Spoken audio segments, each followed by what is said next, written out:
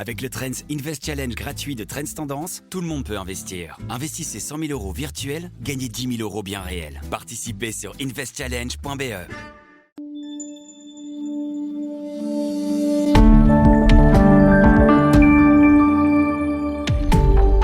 C'est le carton cinéma du moment. Le biopic Michael sur la vie de Michael Jackson cartonne au box-office, malgré des critiques plutôt mitigées. Étonnamment, ce film, un pur produit hollywoodien, est une solide leçon sur la place de l'humain face à l'intelligence artificielle. Je vous explique pourquoi. Je suis Christophe Charlot et vous écoutez Face à l'IA, un podcast de Trends Tendance. Alors aujourd'hui, ce dont tout le monde parle au sujet du biopic de Michael Jackson, c'est le choix de l'acteur principal qui incarne le roi de la pop. En choisissant Jafar Jackson, qui est le neveu du chanteur, qui est le fils de Jermaine Jackson, ex-membre des Jackson 5, les producteurs font finalement un pari assez simple qui est redoutablement efficace, c'est de miser sur une ressemblance presque irréelle. Tout y est, effectivement. Physiquement, bien sûr, c'en est troublant, mais surtout vocalement. Le timbre de voix est le même, les respirations, les petits rires, les intonations, tout y est vraiment, à tel point que certains spectateurs en viennent à se poser la question, est-ce que c'est vraiment sa voix ? Ou bien c'est une recréation par l'intelligence artificielle. C'est là que le film finalement devient intéressant, parce qu'en réalité, les producteurs prétendent qu'ils n'ont pas utilisé d'intelligence artificielle pour recréer la voix du chanteur.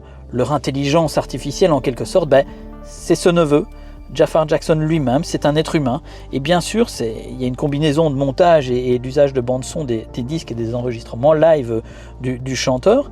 Mais ça reste étonnant, parce que la technologie permet effectivement aujourd'hui de cloner une voix à la perfection. Le film Michael fait le choix inverse, celui de l'incarnation. Alors techniquement, pourtant, c'est vrai que l'IA aurait permis probablement un résultat encore plus parfait, une reproduction vraiment millimétrée de la voix de Michael Jackson, sans approximation humaine. Alors le refus par contre de l'intelligence artificielle n'est pas anodin. Il intervient dans un contexte où toute l'industrie du showbiz est sous tension, les acteurs, les doubleurs, les voix et bien sûr les chanteurs. Tous voient arriver quelque part cette technologie qui est capable d'une certaine manière de les remplacer. Le cas des voix est particulièrement sensible. Recréer une voix, c'est toucher à quelque chose d'intime, presque d'identitaire. Certaines stars ont d'ailleurs pris les devants. C'est la semaine dernière, Taylor Swift par exemple a entamé des démarches pour protéger juridiquement sa voix face aux dérives de l'intelligence artificielle. À défaut d'une réglementation qui le permet vraiment, la chanteuse a déposé 3 demandes d'enregistrement de marque. Alors 2 qui concernent sa voix. L'une concerne la phrase « Hey, it's Taylor Swift », l'autre « Hey, it's Taylor ». Alors on voit bien le risque, une voix peut être utilisée vraiment sans contrôle, sans consentement, y compris après la mort. Ça concerne d'ailleurs Michael Jackson. Si vous scrollez sur YouTube, vous pourrez découvrir le King of Pop chanter des chansons soit de Johnny Hallyday ou de Madonna, ou de chanter en français, de chanter dans d'autres langues, ce qui évidemment n'existe que par intelligence artificielle. Ce sont aujourd'hui des amusements, des tests de fans, d'aficionados, mais à terme, un usage industriel n'est évidemment pas à exclure. Alors, d'une certaine façon, le film Michael prend quelque part des allures de manifeste. Un film fait à Hollywood qui a coûté des millions, des centaines de millions de dollars, qui n'utilise pas ou peu l'intelligence artificielle, qu'est-ce que ça dit ? Ça dit qu'on peut encore faire du réalisme sans technologie purement intrusive. On peut encore faire confiance finalement à l'interprétation humaine. Alors ici, ce choix fonctionne parce que Jafar Jackson, le neveu, a une proximité naturelle avec Michael Jackson, une proximité presque génétique.